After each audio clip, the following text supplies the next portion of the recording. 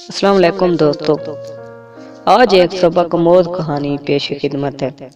एक औरत थी जो हर रोज अपने घर वालों के लिए रोटी बनाती थी और हर रोज किसी भूखे राहगीर के लिए एक अज़ाफ़ी रोटी बनाती थी और उस अज़ाफ़ी रोटी को खिड़की में देती थी जो उसे लेने के लिए गुजरता था। और हर रोज एक कबाड़िया वाला फकीर वहां से गुजरता और रोटी ले जाता और घर वालों का शुक्रिया अदा करने के बजाय ये कहकर चला जाता, जो बुराई तुम करते हो वो तुम्हारे पास रहेगी और जो तुम नेकी करते हो आपके पास वापस आएगी।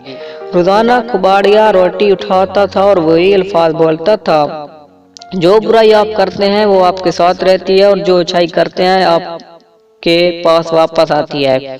औरत को गुस्सा आने लगा क्योंकि उस शख्स ने शुक्र अदा ना किया और एहसान नहीं किया, और वो अपने आप से कहने लगी, ये कबाड़िया हर रोज वहां से गुजरता है और अपना जुमला दोहराता है और फिर चला जाता है। एक दिन उस औरत ने अपना ज़हन बना लिया और फैसला किया कि मैं इस कबाड़िया से छुटकारा हासिल कर लूंगी। उसने इस रोटी में कुछ जहर मिलाया जो उसने उसके लिए बनाई थी और इस खिड़की में रख ही रही थी कि उसके हाथ कांपने लगे।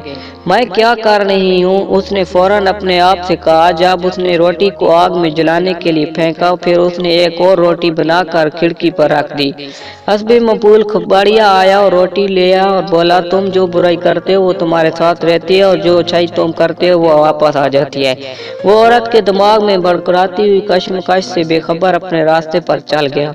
वो औरत हर रोज रोटी बनाती थी, अपने बेटे के लिए दुआ करती थी जो अपने मुस्तकबिल की तलाश में काफी अरसे से दूर था और कई सालों से उसे की कोई खबर ना मिली थी, और वो उसकी सलामती की दुआ करवाती थी उसके पास वापस आ जाए। एक दिन जब उसने जहर आलूदा रोटी से निजात हासिल की तो शाम को घर का दरवाजा खटकाया। जब उसने दरवाजा खोला तो उसे हैरत हुई कि उसका बेटा दरवाजे पर खड़ा था। वो पीला और थका हुआ था और उसके कपड़े तकरीबन फट चुके थे और वो भूखा और थका हुआ था। और जैसे ही उसने अपनी माँ को देखा तो उसने कहा, ये एक मौजज़ा है कि मैं यहाँ हूँ। यहाँ से चंद मील के फासले पर मैं थका हुआ था और इतना थका हुआ था कि मैं रास्ते में ही गिर गया और मैं तकरीबन मर गया था। अगर एक कबाड़िया आदमी का गुजर ना होता तो मैंने उसे इल्तिजा की कि मुझे उसके साथ कोई खाना दे, और वो आदमी इतना ही मेहरबान था जितना उसने मुझे रोटी दी। और मुझे देते वक्त उसने कहा, ये इसका रोजा है, खाना तुम खा लो और आज मुझे देगा क्योंकि मेरी जरूरत उसकी जरूरत से बहुत ज्यादा है। ये अल्फाज सुनती ही माँ का रंग पीला हो गया और उसके चेहरे पर दहशत नमूदार हो गई और उसी दरवाजे से टेक लगा कर वो जहर आलूदा रोटी याद आ गई जो उसने आज सुबह बनाई थी। अगर वो उसे आग में ना डालती तो उसका बेटा ही उसे खा जाता और जान से हाथ धो बैठता।